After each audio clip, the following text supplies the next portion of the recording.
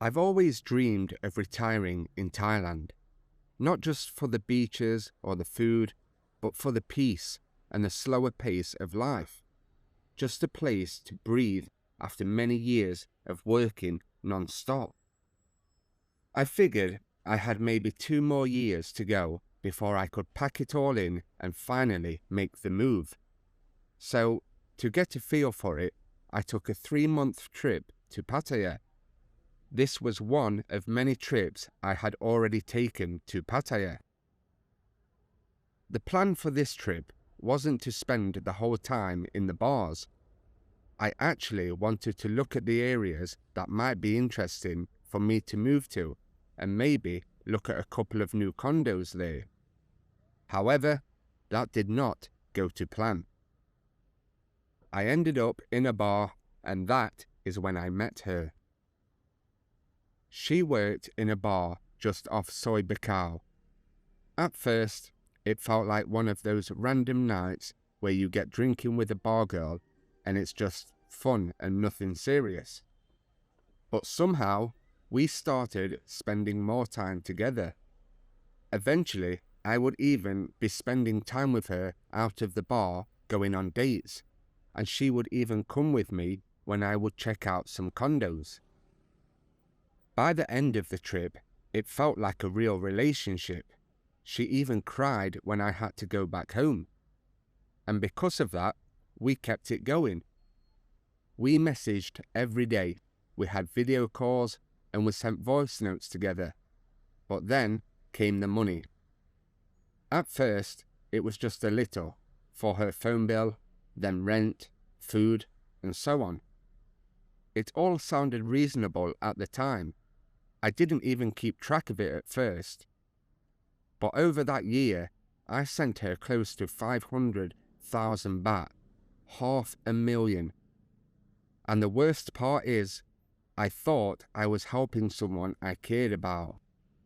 Turns out, I was just another sponsor, another walking ATM.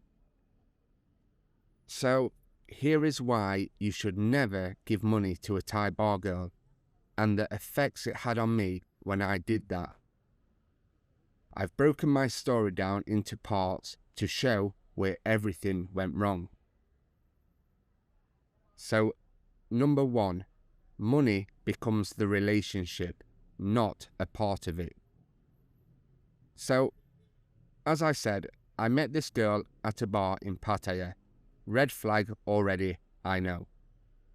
We were just chatting, having a few laughs and drinks, and then I kept going back to see her every night, and things kinda got serious. For me, anyway. A couple of weeks later, she messaged me saying she needed money to fix her phone, like the screen had cracked or it stopped working, or something like that. I thought, alright, no big deal, I'll help out. It was only around 500 baht for a new screen. Then, a week later, it was rent money, and then food, and before I knew it, I was sending her cash pretty much every day. I thought maybe this was just how things went. Maybe she really cared about me. But it was all about money, and that's what kept her sticking around. When I tried to slow down or stop sending, the messages stopped too. No more calls, no more smiles. I wasn't a boyfriend, I was just an ATM. If your relationship only works when you're handing over cash, it's not a real relationship, it's a business deal. Number 2, it creates a pattern that's hard to break. Once I started giving her money, it didn't take long before she expected it. At first, it felt like I was helping her out, but soon it turned into something else. She'd message me almost every day asking if I could send a little more. Rent's late, her phone bill needs paying, stuff like that. I wasn't even trying to be a sugar daddy or anything, but it felt like I'd trained her to see me as a wallet, not a guy she actually wanted to be with. It's hard to say no once you actually start.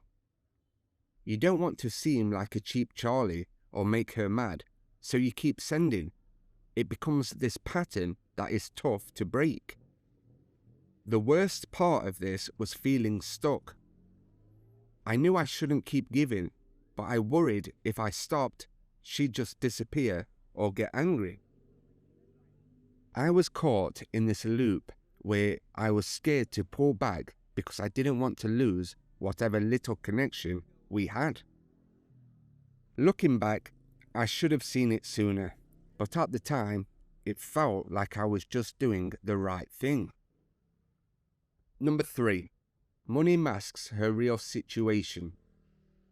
When you are sending money on a regular basis, it's easy to get blinded. I thought I knew what was going on in her life, that she was working hard, saving up, trying to get ahead. But really, I had no clue. I wasn't there to see what was really happening. She told me she wasn't seeing anyone else, but I had no way to verify that. And because I was paying, it was like I was paying for a story, not the truth. The money kept things sweet, kept her happy on the surface, but behind that was a lot I wasn't seeing. I realized too late that the cash created this bubble where I couldn't tell what was real. I was just funding a version of her that fit what I wanted to believe. If I'd held back and been more careful, maybe I would have seen through it earlier.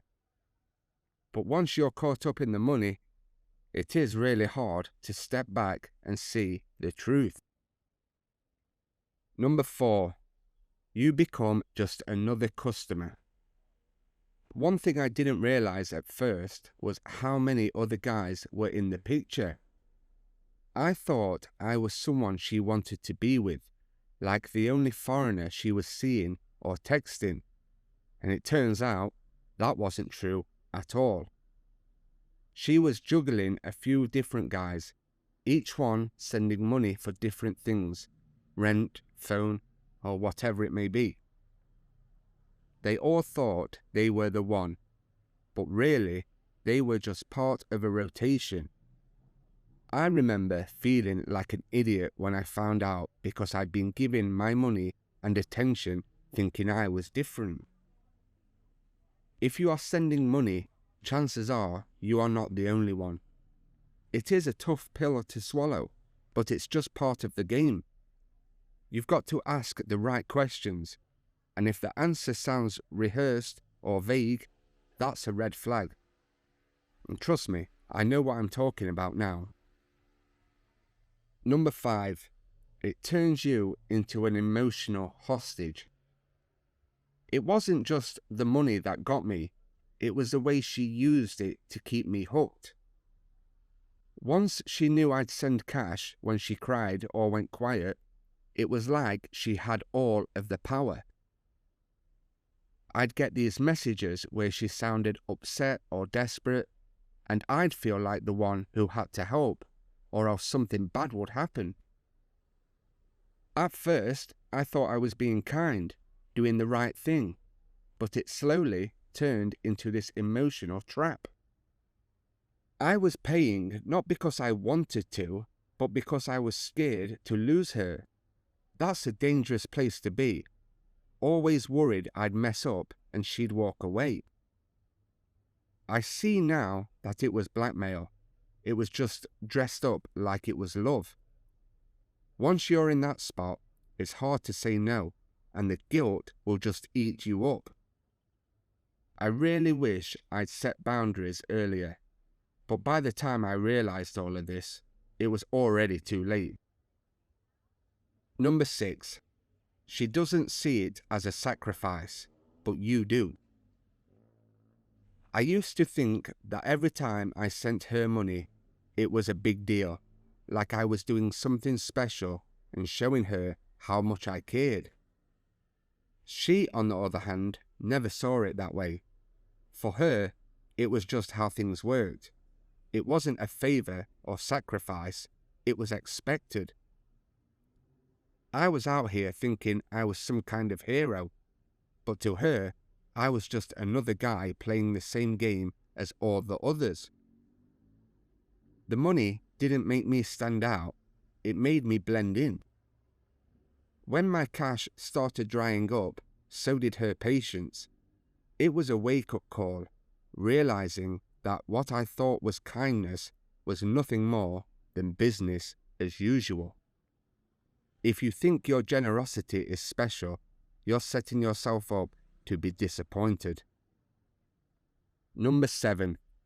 It delays the inevitable heartbreak. I kept sending money because I thought things would get better, that maybe we were building something real for when I retire. But all it did was drag out the pain. The more I put in, the harder it was to walk away. When she suddenly disappeared, blocked my number, deleted me from Facebook, I was crushed. It hit me like a ton of bricks. I kept thinking, how did I not see this coming? But the truth was, I didn't want to see it. Throwing money at the problem just delayed the heartbreak. It didn't prevent it. Real relationships need more than cash. They need time, effort, and both parties to be honest. When money is the main thing holding it together, it's only a matter of time before it falls apart. Number 8. You start to question everything. After a while, I found myself doubting everything she said. Was she really working those long hours at the bar? Did she actually need money for rent, or was it for something else? Was she being honest with me about her feelings? It's a tough place to be, because the more you give, the more you want to believe it's genuine. Deep down, there's this voice telling you to watch your back. I kept catching myself overthinking every message, every excuse, trying to figure out what was real and what wasn't. That kind of doubt eats away at you. Instead of feeling close, I felt like I was walking on thin ice all of the time. It wasn't a relationship I wanted. It was actually a nightmare that I couldn't wake up from. Number 9. Friends and family often will not approve. When I first started seeing her, my friends and family were pretty clear about how they felt. They warned me that bar girls have a reputation, that it's usually more about money than love, and that I needed to be careful. But of course, at the time, I thought they didn't understand or were just being judgmental. But as things went on, I started to see their point. They weren't trying to be mean, they just wanted me to avoid the mess I ended up in. Hearing that doubt from people who care about you really does make you feel bad, but it's worth paying attention to it. Sometimes an outside perspective is the reality check you need when you are blinded by hope. Number 10. The good girl act can just be that, an act. When I first met her, she seemed sweet and genuine, kind of like the good girl type you can imagine. She wasn't pushy, she was new to the bar, and things felt easy. But over time, I realized that a lot of that was just a performance. She knew exactly how to act to keep me interested in sending money. The smiles, the sweetness, it was all part of the game. Behind the scenes, things weren't so simple.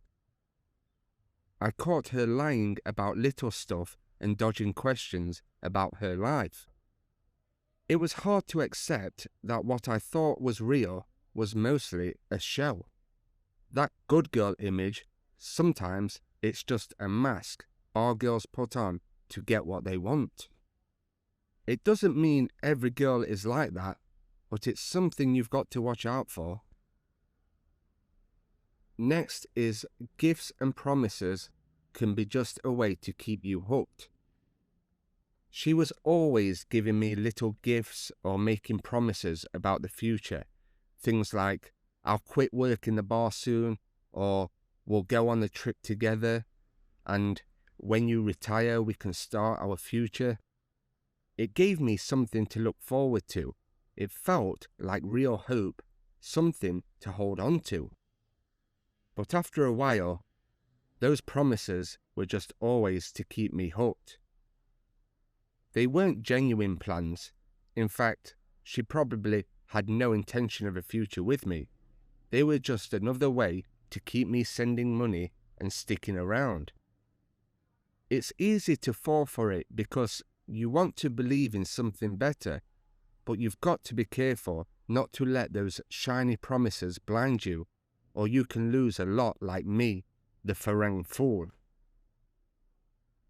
12. The pressure to keep up can be overwhelming. It wasn't just about sending money once or twice. She expected it regular, like clockwork. Miss a payment or send less than usual, and suddenly the mood would change. Then there were the comparisons. She'd mention other guys who'd brought her fancy stuff in the past or took her to better places. That made me feel like I was always behind, like I had to prove myself over and over again just to stay in the game. It wore me out mentally and emotionally. And at my age, that is something you don't want. Honestly, it felt less like a relationship and more like a business deal where the terms keep changing. 13. She might expect you to cover all of her expenses. Like I said at the start, I thought I was helping her out with her rent or her phone bill like it was a one-off thing. But soon it became the norm. She started expecting me to cover more and more of her expenses, like food, clothes, and even trips with her friends. It wasn't like she was upfront about it at first. Those requests would come out slowly and eventually turn into full-blown demands. Before I knew it, I was footing the bill for most of her life, and it felt like I was supporting a whole household, not just one person. It got exhausting fast. There was no clear line, and every time I thought I could stop, there was some new need popping up. It felt less like sharing a life and more like paying for someone else's.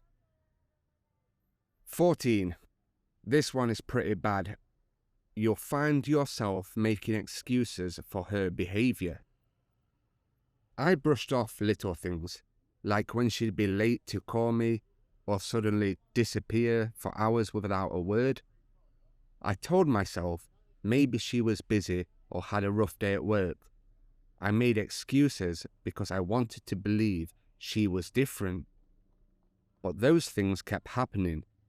I got to the point where I was explaining her actions to friends and even myself, trying to justify the stuff that didn't feel right. I tell myself, she's from a different culture, or that's just how things are there, to keep my head above water.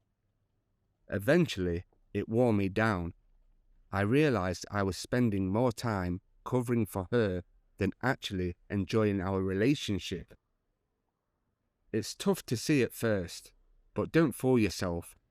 If you are always making excuses, something is off. Next is the emergency stories. She's always got some kind of emergency. A sick family member, a surprise hospital visit, or a sudden bill that has to be paid there and then.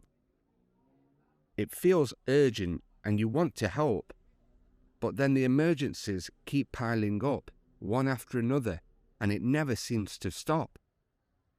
I remember getting calls late at night, messages that manipulated me into feeling bad, and each time I'd send money without really questioning it. Eventually, I started to understand that these emergencies were just a way to keep more money rolling in. Next, you'll often be left guessing what's real and what's an act. Sometimes it's hard to tell when she's being genuine or just putting on a show. The smiles, the sweet words, the affection, it can all feel scripted, like she's playing a role to keep you interested and your money flowing. I found myself constantly second-guessing everything. Was she really into me, or just good at pretending? Was that tear real, or part of an act? It messes with your head when you can't trust what you are seeing or hearing. You start to realize that in this game, some of what you get is performance. It's tough to build anything real when you are never sure what the truth is and what is part of an act. 22. You'll realize you are more of a bank than a boyfriend. At some point during all of this, you finally wake up. She doesn't really see you as a partner, but as someone who's there to cover bills and provide cash whenever she needs it. Your role shifts from boyfriend to ATM, and the thought of you being in a serious relationship starts to fade. I remember times when I tried to talk about us or plan something, and the conversation always circled back to money, what she needed, what she was owed, or what I hadn't sent yet. It does sting when you start to understand it. You want to be there for someone, but when money is the main language, the relationship loses its heart. It's a cold, lonely place to be, even if you are the one paying the bills. And lastly, you'll start to feel like you are constantly being tested. There's this strange feeling that every time you send money or do something nice, it's like a test, seeing how far you'll go or what you'll put up with. It's not just about generosity. It feels like she's checking your limits. I noticed that small favors turned into bigger requests, and whenever I hesitated, she'd guilt-trip me or act distant. It was exhausting trying to guess what she wanted and how much was enough to pass the test. It felt more like a game where I was constantly on trial, and no matter what I did, I could never really win. That is all I can bring myself to right now. I've been wanting to submit this for months for your viewers. I just didn't have the heart to get it out there.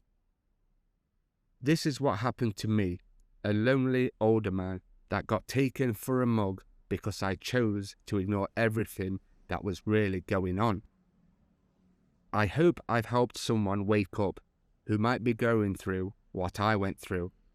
It's a horrible feeling, and knowing I've only got myself to blame makes it hurt even more. I still plan to retire in Thailand, but for now, due to my stupid mistakes, I have to put everything on hold and save a bit more money. Some people might think 500,000 baht is not a lot of money, and it probably isn't, but it is for someone like me that works a low-paying job and is planning to retire soon. Well, that's it. Thanks for taking the time to listen. I wish all of you the best on your journeys.